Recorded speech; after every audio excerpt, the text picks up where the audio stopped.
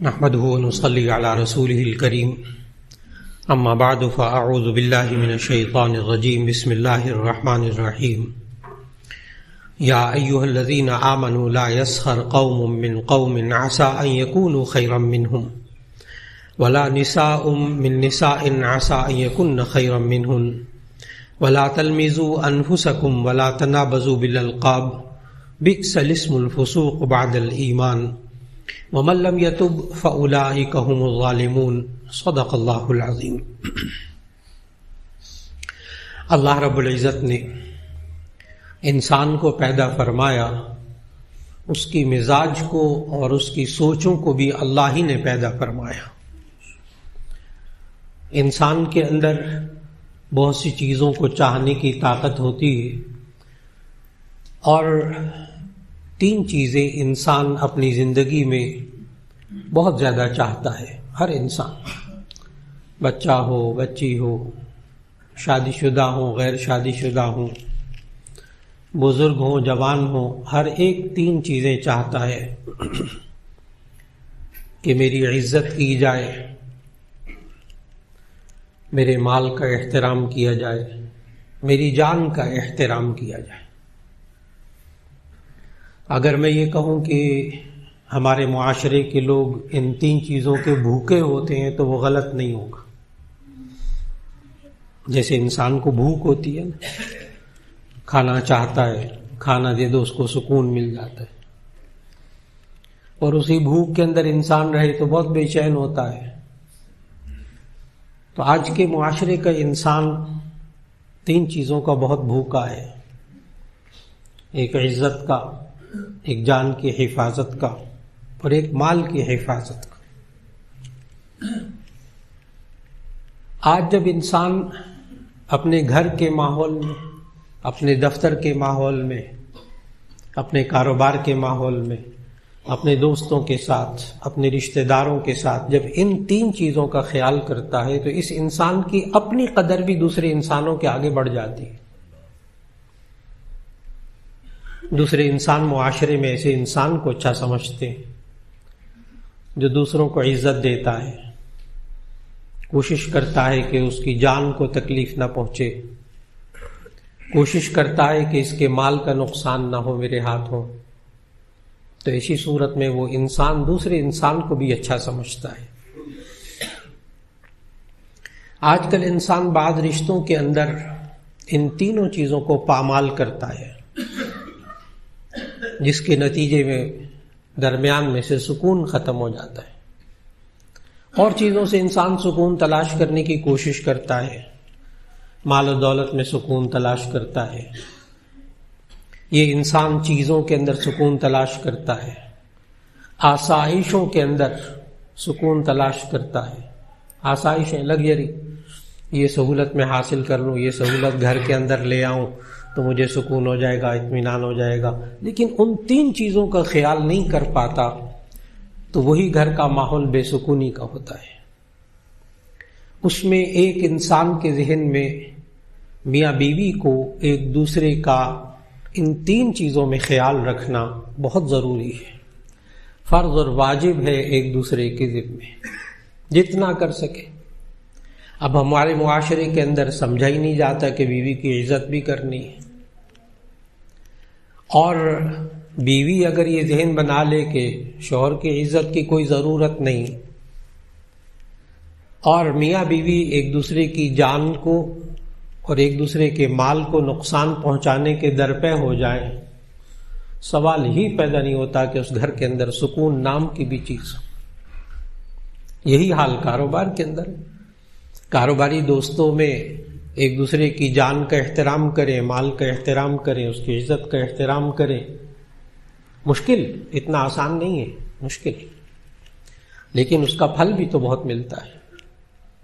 آج اپنے رشتہ داروں کے اندر انسان تین چیزوں کا خیال رکھ لے کہ میں اس کی عزت کروں گا، اس رشتہ دار کی، مجھ سے اس کو جانی اور مالی نقصان نہ پہنچے، وہی رشتہ دار عزت کرتے۔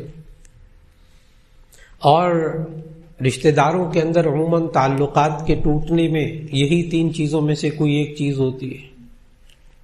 نبی کریم صلی اللہ علیہ وسلم نے جو معاشرہ سکھایا، اور اللہ تعالیٰ نے قرآن مجید میں خاص طور پر سورہ حجرات اس میں اللہ تعالیٰ نے آداب سکھائے یہ والے زندگی کے. اس میں سے ایک آیت آج جو تلاوت کی اللہ نے توفیق کی سورہ حجرات میں سے، وہ ایسی بات ہے کہ جس کو ہمارے معاشرے میں عام طور پر محسوس ہی نہیں کیا جاتا کہ یہ بھی کوئی اہم چیز ہے. اور اللہ تعالیٰ نے اس آیت میں چند نصیحتیں فرمائی، 3 نصیحتیں فرمائی اللہ نے اس آیت کے اندر. اور بار بار یہ عرض کروں گا کہ یہ ذہن میں رکھیے گا کہ وہ خالق ہے، اس نے انسان کو پیدا کیا ہے. شروع میں نے عرض کیا کہ انسان کے مزاج سے زیادہ واقف اللہ سے زیادہ نہیں ہو سکتا. انسان کی سوچوں اور اس کی چاہتوں کے بارے میں سب سے زیادہ واقف ہے تو وہ اللہ ہے. اس اللہ نے پھر ہدایت دی ہے اب زندگی کیسے گزارو گے. یا ایھا الذین آمنوا لا یسخر قوم من قوم عسى ان یکونوا خیرا منهم ولا نساء من نساء عسى ان یکن خیرا منهن. اے لوگو تم ایک دوسرے کا مذاق نہ اڑاؤ، تمسخر نہ کرو. ہم اردو میں اس کا ترجمہ مذاق اڑانا کرتے ہیں. ایک لفظ ہوتا ہے مذاق کرنا جسے مزاح کرنا کہتے ہیں.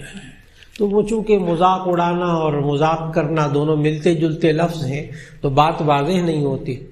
لیکن جب ہم احادیث کا مطالعہ کرتے ہیں تو ہمیں معلوم ہوتا ہے کہ نبی کریم صلی اللہ علیہ وسلم نے اور اللہ تعالیٰ نے ان دونوں الگ الگ لفظ استعمال کیے. مذاق اڑانے کو کہتے ہیں تمسخر، اور مذاق کرنے کو کہتے ہیں مزاح. دونوں کے لیے عربی میں الگ الگ لفظ ہیں. مزاح خوش طبعی، ہنسی کر لینا، دل لگی کر لینا، جائز، لیکن اس کے لیے بھی کچھ شرائط ہیں. تمسخر کہتے ہیں، تمسخر کی تعریف مفسرین نے لکھی کہ تمسخر کہتے ہیں کسی کے عیب، کسی کی کمزوری کو بیان کر کے ہنسنا. کسی کی کمزوری، کسی کے عیب کو بیان کر کے ہنسنا، اس کو تمسخر کہتے ہیں. اور مفسرین نے اس آیت کی تفسیر میں لکھا کہ تمسخر کسی صورت میں جائز نہیں ہے، کوئی استثناء نہیں ہے، کوئی استثناء نہیں. مزاح کے بارے میں ہے کہ یہ جائز ہے، یہ ناجائز ہے، وہ بھی عرض کرتا ہوں. لیکن تمسخر کے بارے میں کیوں؟ اس لیے کہ اس سے انسان اپنی بے عزتی محسوس کرتا ہے، بے عزتی محسوس کرتا ہے. اور بسا اوقات انسان معاشرے میں جب دیکھتا ہے باقی بھی خوش ہو رہے ہیں، چلو میں بھی خوش ہو جاتا ہوں. جس کا مذاق اڑایا جا رہا ہے وہ بھی خوش ہو جاتا ہے، وہ بھی ہنستا ہے، کہہ کے لگاتا ہے ساتھ محفل میں بیٹھ. آج کل شادی بیاہ ولیموں کا دور ہے. ایک ولیمے میں حاضری کی توفیق ہوئی تو ایک ڈاکٹر صاحب مل گئے، ماشاءاللہ بہت بڑے سرجن ہیں. ساتھ ساتھ چلنے لگے، داخل ہو گئے. ایک میز نظر آئی، وہاں بیٹھ گئے. ان کے دوست بھی بیٹھے ہوئے تھے. بس جا کے بیٹھے ہیں، تھوڑی دیر بعد لطیفے شروع ہو گئے، وہی تمسخر. اب یہ ایک ڈاکٹر تھے، باقی مختلف تھے، کوئی تاجر تھے، کوئی کچھ تھے. اب وہ ڈاکٹر صاحب کے لطیفے سنانے، ڈاکٹر صاحب کے بلکہ ڈاکٹروں کے لطیفے سنانے شروع کر دیے. یہ سرجن جو ہوتے ہیں یا تولیہ بھول جاتے ہیں اندر پیٹ کے اندر، کینچیاں بھول جاتے ہیں، اور یہ اس طرح کے لطیفے سنائے مختصر. خیر وہ ڈاکٹر صاحب بھی ہنستے رہے، مسکراتے رہے. چند دن کے بعد پھر ایک اور ولیمے میں جانا ہوا تو اب اللہ کی شان پھر وہ ڈاکٹر صاحب مل گئے. وہی ان کے قریب قرب و جوار کے لوگ تھے جن کی وہ شادی تھی. تو وہی گروپ بیٹھا ہوا تھا ایک میز کے اوپر. تو میں نے ڈاکٹر صاحب سے کہا، میں نے کہا یہ وہاں بیٹھتے ہیں ساتھی بیٹھے ہوئے. تو مجھے کہہ رہے کہ نہیں کسی اور جگہ بیٹھتے ہیں. میں نے کہا چلے کسی اور جگہ بیٹھ جاتے. وہ کسی اور جگہ جا کے بیٹھ گئے. جب بیٹھ گئے نا تو میں نے گزارش کی، میں نے کہا جی وہ آپ اپنے ساتھیوں کے پاس کیوں نہیں بیٹھے؟ بڑے اچھے ساتھی ہیں، بڑے جولی مزاج کے، مشتبہ قسم. کہنے لگے نہیں وہ پہلے میں بیٹھا تھا پچھلی دفعہ جا کے تو وہ سارا وقت میرا مذاق اڑاتے رہے. اب آپ نے دیکھا ایک پڑھا لکھا انسان اس وقت تو ان کے ہنسی کے ساتھ شریک ہو گیا، لیکن اس کے دل میں ایک کانٹا چبھ گیا کہ میں اس کے پاس بیٹھا تھا اور اس نے میرے پروفیشن کا مذاق اڑایا تھا. انسان کے پاس جو ہنر ہوتا ہے، جو ہنر ہوتا ہے انسان کے پاس، جو انسان کے پاس جو جس پروفیشن میں لگا ہوتا ہے، ظاہر ہے اس میں زندگی گزاری ہوتی ہے. اب اسی انسان کے پروفیشن کا مذاق اڑانا انسان شروع کر دے. کوئی وکیل ہے، اس کے وکیل کا مذاق اڑانا کر دے. جو پروفیسر، اس کے پروفیسر ہونے کا مذاق اڑانا شروع کر دے. کوئی ڈاکٹر ہے، بیٹھ کے لطیفے سنائے، اس کے ڈاکٹر کی بے عزتی کرے. تو وہ محسوس کرتے ہیں اس بات کو. تمسخر ایک ایسی چیز ہے، میں نے بتایا، وہ خالق نے منع کیا ہوا ہے. کوئی ماہر اخلاقیات، کوئی بڑا اسکالر کی جس نے انسانوں کے بارے میں بڑی ریسرچ کی ہے، یہ اس کا کہنا نہیں ہے. یہ اس کا کہنا ہے جس نے انسانوں کو پیدا کیا. اس کو پتا ہے کہ یہ چیز ایسی ہے جو انسانوں کے درمیان توڑ پیدا کرتی ہے. یہی حال بیوی کا ہے، یہی حال بچوں کا ہے. اب انسان گھر میں بیوی کے سسرال والے آ جائیں یا اپنے خاندان والے آ جائیں، لڑکے والے، لڑکی والے، اور ان کے سامنے بیوی کا مذاق اڑایا جائے تو وقتی طور پر وہ بھی ہنستے، ہنسی مذاق کر کے بات کو ختم کر دیتے ہیں. لیکن ایک پھانس چبھ جاتی ہے، کانٹا چبھ جاتا ہے دل میں کہ اس نے میرے باقی رشتہ داروں کے سامنے میرا مذاق اڑا کر مجھے ذلیل کیا تھا. بعض کہہ دیتے ہیں منہ سے، بعض دبا لیتے ہیں، لیکن ایک معمولی باتیں ہیں جس سے معاشرے کے اندر دلوں میں توڑ پیدا ہوتا ہے. اللہ نے اس سے بچنے کی تلقین کی. مزاح کی اجازت دی، خوش طبعی کی اجازت دی. نبی صلی اللہ علیہ وسلم بھی مزاح فرماتے تھے. معمول نہیں تھا مزاح کرنے کا، لیکن مزاح فرماتے تھے. صحاح ستہ کی احادیث ہیں. اور بسا اوقات مزاح کرتے تھے نبی صلی اللہ علیہ وسلم تو اکثر سنجیدہ رہتے تھے، کبھی کبھی مزاح فرماتے تھے، خوش طبعی فرماتے تھے. تو جامع ترمذی کی حدیث ہے کہ ایک صحابی نے پوچھ لیا، اتمازحون یا رسول اللہ، اے اللہ کے رسول آپ ہم سے مزاح کرتے؟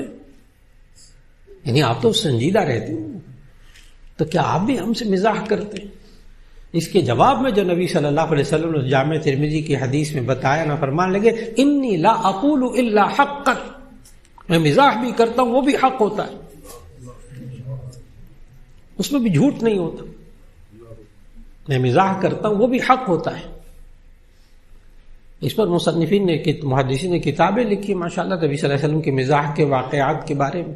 ایک دو عرض کرتا ہوں کہ کس طرح کا مزاح فرماتے تھے جو صحاح ستہ میں ہے. جامع ترمذی میں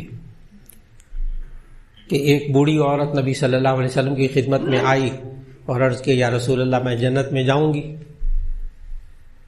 تو نبی صلی اللہ علیہ وسلم نے فرمایا بوڑھی عورتیں جنت میں نہیں جائیں گی، بوڑھی عورتیں جنت میں نہیں جائیں گی. وہ تھوڑا سا ذرا ہوئی نا، زیادہ پریشان نہیں کیا اس کو، تھوڑا سا ذرا ہوئی تو نبی صلی اللہ علیہ وسلم نے سورۃ الواقعہ کی 2 آیتیں پڑھ دیں. سورۃ الواقعہ کی 2 آیتیں پڑھی. اللہ نے کیا کہا؟ انا انشأناہن انشاء فجعلناہن ابکارا. انا انشأناہن انشاء، ہم جنت میں داخل کرتے وقت انسانوں کو نئے سرے سے پیدا کریں گے. فجعلناہن ابکارا، ہم ان عورتوں کو کنواری عورتیں بنا کر جنت میں داخل کریں گے. کوئی بوڑھی عورت جنت میں نہیں جائے گی بڑھاپے میں، اس لیے کہ بڑھاپا عیب ہے نا، بڑھاپا عیب ہے، بوڑھا ہو جانا. تو اس میں کمزوریاں انسان کے اندر آ جاتی ہیں، بیماریاں آ جاتی ہیں، اعصاب کمزور ہو جاتے ہیں، آنکھیں کمزور ہو جاتی ہیں، گھٹنے کمزور ہو جاتے ہیں، دل کمزور ہو جاتا ہے. عیب ہے نا بڑھاپا. تو جنت کے اندر تو انسان کے اندر کوئی عیب نہیں ہوگا، عیب نہیں ہوگا. اس لیے جنت کے اندر یہ جوان بن کر داخل کریں. اب مزاح کیا نبی صلی اللہ علیہ وسلم، خوش طبعی کی ان کے ساتھ. ایک اور جامع ترمذی کی حدیث کہ نبی صلی اللہ علیہ وسلم کے پاس ایک صحابی آئے اور عرض کہ یا رسول اللہ صلی اللہ علیہ وسلم مجھے کوئی سواری دے دے، میرے پاس کوئی سواری نہیں ہے، کوئی اونٹ دے دے سواری. تو نبی صلی اللہ علیہ وسلم نے فرمایا ہاں میں تمہیں اونٹنی کا بچہ دوں گا، میں تمہیں اونٹنی کا بچہ دوں گا. ان صحابی نے بھی عرض کیا یا رسول اللہ میں اونٹنی کے بچے کا کیا کروں گا، میں نے سواری کرنی، میں نے وہاں جانا ہے. نبی صلی اللہ علیہ وسلم نے فرمایا بڑا اونٹ ہی دوں گا، لیکن وہ بھی تو اونٹنی کا بچہ ہی ہوگا نا. اب دیکھیے گا کہ انی لا اقول الا حقا، نبی صلی اللہ علیہ وسلم فرمایا میں مزاح بھی کرتا ہوں تو وہ بھی سچ ہوتا ہے، وہ بھی سچا ہوتا ہے مزاح. اور پھر اس مزاح کے اندر نبی صلی اللہ علیہ وسلم نے جو شرائط بتائی نا کہ مزاح کریں، خوش طبعی کریں، لیکن اس میں جھوٹ نہ ہو، اس میں دھوکہ نہ ہو، اس میں ایذاء مسلم نہ ہو. بس 3 شرطیں. مزاح کرے، خوش طبعی انسان کرے، لیکن اس میں جھوٹ نہ ہو. نمبر 2 اس میں دھوکہ نہ ہو. نمبر 3، اس کے اندر ایذائے مسلم، دوسرے انسان کو تکلیف پہنچانا نہ ہو۔ اور دوسری بات جو اللہ تعالیٰ نے اس آیت میں ہمیں سمجھائی وہ ہے لا تلمزوا انفسکم، تم اپنوں کے عیب مت نکالا کرو، عیب مت نکالا کرو۔ یہ انسان جب اس کا مزاج بن جاتا ہے دوسروں کے عیبوں پر نظر رکھنے کا، تو ایسی صورت میں، اور پھر ظاہر ہے جب نظر رکھتا ہے تو بیان بھی کرتا ہے، جب بیان کرے گا تو وہ غیبت ہوگی۔ اگر وہ عیب اس کے اندر ہوا تو غیبت ہوگی، اور اگر وہ عیب اس پر نہ ہوا اس کے اندر تو یہ تہمت ہوگی۔ اگر وہ برائی اس کے اندر نہ ہوئی تو تہمت ہوگی۔ آج ہم معاشرے کے اندر رہتے ہوئے جب گھروں کے اندر بھی ہم میاں بیوی آپس میں، بچے آپس میں، بچے بچیاں، بہن بھائی ایک دوسرے کے عیبوں پر نظر رکھتے ہیں تو بہت سیدھی سی بات ہے، وہ کبھی کبھی عیب بیان بھی ہو جاتا ہے۔ آپ خود سوچیں کہ کوئی انسان معاشرے میں ایسا ہو کہ جسے پتہ چل جائے فلاں بندہ میری غیر موجودگی میں میری برائیاں کرتا ہے، ظاہر ہے دل میں کانٹا تو چبھ جاتا ہے، وہیں سے دوری شروع ہو گئی۔ اس لیے نبی صلی اللہ علیہ وسلم نے دوسروں کے عیبوں کے پیچھے پڑنے سے منع فرمایا، اور نبی صلی اللہ علیہ وسلم نے جس شدت کے ساتھ اس کو بیان فرمایا نا، وہ الفاظ بڑے سخت ہیں، لیکن میں حدیث کا ترجمہ عرض کر دیتا ہوں۔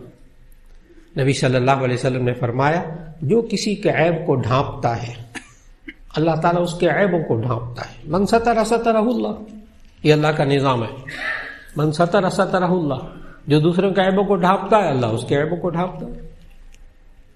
لیکن آگے سخت الفاظ فرمایا جو کسی کے عیبوں کے پیچھے پڑا رہتا ہے اللہ اس کے عیبوں کے پیچھے پڑ جاتا ہے۔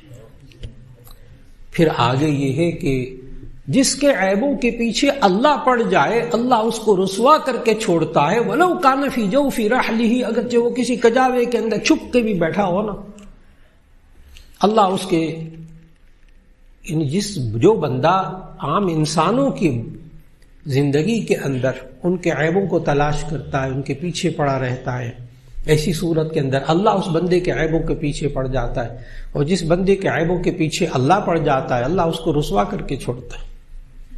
اللہ غفور الرحیم، اللہ غفور الرحیم، بڑا بخشنے والا، نہایت مہربان۔ لیکن اسی قرآن مجید میں ایک اور آیت بھی ہے، ان اللہ عزیز ذو انتقام، ان اللہ عزیز ذو انتقام، اللہ زبردست ہے، انتقام لینے والا ہے۔ اللہ تعالیٰ کے جو 99 نام ہیں نا، صفاتی نام، ان میں سے ایک نام اللہ کا المنتقم بھی ہے، المنتقم، انتقام لینے والا، دنیا میں بھی آخرت میں بھی۔ ہاں بندہ اپنی غلطی کی معافی مانگ لے، معاف کر دے دوسرے کو، اللہ تعالیٰ وہ بھی معاف کر دیتا ہے۔ اور تیسری چیز جو اللہ تعالیٰ نے اس آیت میں سمجھائی، جس میں معاشرے کے اندر بہت ابتلا ہو گیا، بہت مبتلا ہو گئے، نوجوان بچے بھی بیچارے مبتلا ہو گئے، اور وہ اللہ نے تیسری چیز، ایک چیز سکھائی، دوسری کی عزت کی حفاظت، کہ تمسخر، مذاق نہ اڑایا جائے۔ نمبر 2، دوسرے کے عیبوں کے پیچھے نہ پڑا جائے۔ یا ایھا الذین آمنوا لا یسخر قوم من قوم عسى ان یکونوا خیرا منهم ولا نساء من نساء عسى ان یکن خیرا، عورتیں بھی ایک دوسرے کا مذاق نہ اڑائیں، ہو سکتا ہے جس کا مذاق اڑا رہے ہیں وہ مذاق اڑانے والے سے بہتر ہو اللہ کے نزدیک۔ دوسری چیز منع کی، ولا تلمزوا انفسکم، اپنوں کے عیب مت تلاش کیا کرو۔ تیسری بات، ولا تنابزوا بالالقاب بئس الاسم الفسوق بعد الایمان، ولا تنابزوا بالالقاب، تم ایک دوسرے کو برے القاب سے نہ پکارا کرو، برے القاب سے نہ پکارا کرو۔ ہمارے معاشرے کے اندر ہر ایک کا نام رکھا ہوتا ہے، ہر ایک کو برے القاب سے پکارتے ہیں، اور اب معاشرے کے اندر ایک رجحان جو دیکھنے کو بہت زیادہ مل رہا وہ ہے ایک دوسرے کے رہنماؤں کو برے القاب سے پکارنا، ایسے القاب جو کہ سننے والے کو برا لگتے ہیں۔ نبی صلی اللہ علیہ وسلم نے، اور اسی طرح ایک دوسرے کے بزرگوں کو برے القاب سے پکارنا، ہر ایک کے ذہن میں بعض بزرگوں کی ایک حیثیت ہوتی ہے. نبی صلی اللہ علیہ وسلم، بخاری شریف کی حدیث ہے یہ والی جو عرض کرنے لگا ہوں، نبی صلی اللہ علیہ وسلم نے صحابہ سے کہا کہ ماں باپ کو گالی دینا بہت بڑا گناہ ہے. ماں باپ کو گالی دینا بہت بڑا گناہ ہے. اس پر صحابہ کا دور خیر القرون، صحابی نے سوال کیا، یا رسول اللہ، کوئی اپنے ماں باپ کو بھی گالی دیتا ہے کبھی؟ وہاں تصور نہیں تھا کہ اپنے ماں باپ کو بھی گالی دیتا ہے. اب اس بخاری شریف کی حدیث میں کیا ہے؟ نبی صلی اللہ علیہ وسلم نے فرمایا، ہاں یہ کسی کے باپ کو گالی دے گا تو جواب میں وہ اس کے باپ کو گالی دے گا تو گویا کہ یہ اپنے باپ کو گالی دلوانے کا سبب بنا. بالکل اسی طرح جب لا تنابذوا بالالقاب، اللہ نے واضح الفاظ میں کہا برے القاب سے نہ پکارو کسی کو. ایک دوسرے کے رہنماؤں کو جب برے القاب سے اور ایک دوسرے کے بزرگوں کو جب برے القاب سے پکارا جائے، جواب میں سننے کو ملے گا. یہ اللہ نے انسان کی نفسیات بتائی ہے، قرآن میں بتائی. ایک بات ذہن میں آتی ہے کہ اگر مولانا واقعی وہ برا انسان ہو، پھر بھی برے القاب سے نہیں پکارنا. برے القاب جس کو لوگ گالی سمجھتے ہیں، لوگ ناراض ہو جاتے ہیں. سوال یہ ہے کہ اگر کوئی انسان واقعی برا ہو تو کیا پھر بھی اس کو گالی نہیں دے سکتے، پھر بھی اس کا لقب نہیں بنا سکتے؟ تو اس کا جواب قرآن مجید سے. دیکھیے، شرک سب سے بڑا گناہ، اور مشرک جن بتوں کی عبادت کرتے تھے ان کو اللہ نے خود قرآن مجید میں گندگی کہا. سورہ مائدہ آیت نمبر 90 میں اللہ نے خود اس کو گندگی کہا، انما الخمر والمیسر والانصاب والازلام رجس من عمل الشیطان. اتنی گندگی کہا، یعنی بتوں کو گندا کہا اللہ نے، نا بری چیز ہے. ان بتوں کو جو ہے بری چیز، ہاں وہ بت غلط ہیں، یہ اللہ نے دلائل سمجھایا کہ آپ دلیل دیں کہ یہ نفع نقصان کے مالک نہیں ہوتے، نہ نفع پہنچا سکتے ہیں نہ نقصان پہنچا سکتے ہیں. لا یملکون من قطمیر، یہ کھجور کی گٹھلی کے چھلکے کے بھی مالک نہیں ہوتے، ان کے اختیار میں کچھ نہیں ہے، تمہارے ہاتھوں کے بنائے ہوئے بت ہیں. دلائل سے بات کریں لیکن گالی نہ دیں. کیوں؟ یہ بات اب میں آیت پڑھنے لگا ہوں اس سوال کے جواب میں کہ اگر واقعی کوئی انسان برا ہو، کیا پھر بھی برا لقب نہیں رکھ سکتے؟ تو اس کا جواب کہ شرک کرنے والوں کے بت، مشرکین کے بت، گندگی اللہ نے خود قرآن میں کہا کہ بری چیز ہے. لیکن اللہ نے نبی صلی اللہ علیہ وسلم کو خطاب کر کے قرآن مجید میں کیا فرمایا؟ لا تسبوا الذین يدعون من دون اللہ فیسبوا اللہ عدوا بغیر علم کذلک زینا لکل امۃ عملهم. لا تسبوا الذین يدعون من دون اللہ، یہ اللہ کے علاوہ جن بتوں کی عبادت کرتے ہیں ان کو آپ گالی نہ دیں. وجہ بھی اللہ نے بتائی آگے، لا تسبوا الذین يدعون من دون اللہ، یہ اللہ کے علاوہ جن بتوں کو پکارتے ہیں آپ ان کو گالی نہ دیں. کیوں؟ فیسبوا اللہ عدوا بغیر علم، پھر یہ اللہ کو گالی دیں گے بغیر علم کے، اور وہ آپ سے برداشت نہیں ہوگا، وہ آپ سے برداشت نہیں ہوگا.